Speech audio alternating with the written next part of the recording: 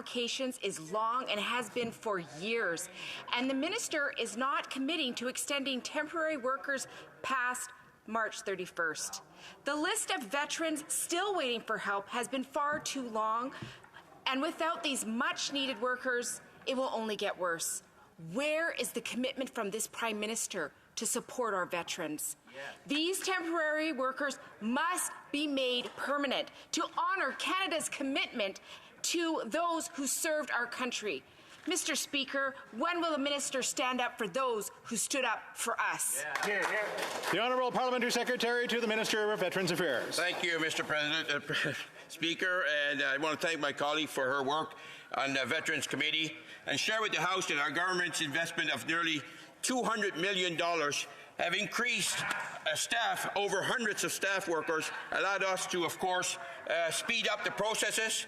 And Budget 2021 also allowed us to extend those resources. And I want to share with the House, very important, that we have seen in the last year a decrease of 40% of the backlogs to helping. Tackling the backlog is our top priority, and we will continue to do what we need to do to support our veterans. Thank you. The Honourable Member for Timmins James Bay. Martin Falls First Nation has declared a state of emergency for their children who've gone all year without school, not because of COVID. It's because they have no teachers. Because you can't bring teachers to a community suffering from a massive housing and infrastructure crisis. So if it's not safe for teachers, it's certainly not safe for students. And they pleaded with the minister all year for help. The school year is now half over, and nothing has been done. What steps will this minister take to guarantee the children of Martin Falls First Nation have a right to quality education this year? The Honourable Parliamentary Secretary. Thank you, Mr. Speaker, and thank you to my colleague for the question. The events in Martin Falls are concerning. Our department will follow up with the community and continues to follow up with the community to ensure a path forward that works for them. Everyone deserves the right to clean water and proper infrastructure to help with the community and the needs of the community. This is why we've invested in drinking water advisories since 2015. To date, we've lifted 127 long-term advisories and prevented 208 short-term advisories from becoming long-term. There is still more to do across the board for these communities, for water operators, and of course the proper infrastructure all communities need throughout the... The Honourable Member for Central Okanagan, Similkameen Nicola. The Prime Minister was crystal clear in this place when he told the people of Princeton, British Columbia that he had their backs and would be there for them as they rebuild from flooding.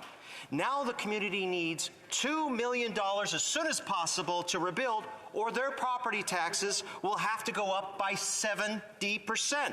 Can the Prime Minister tell the people of Princeton when they will receive the federal support that he has committed to them?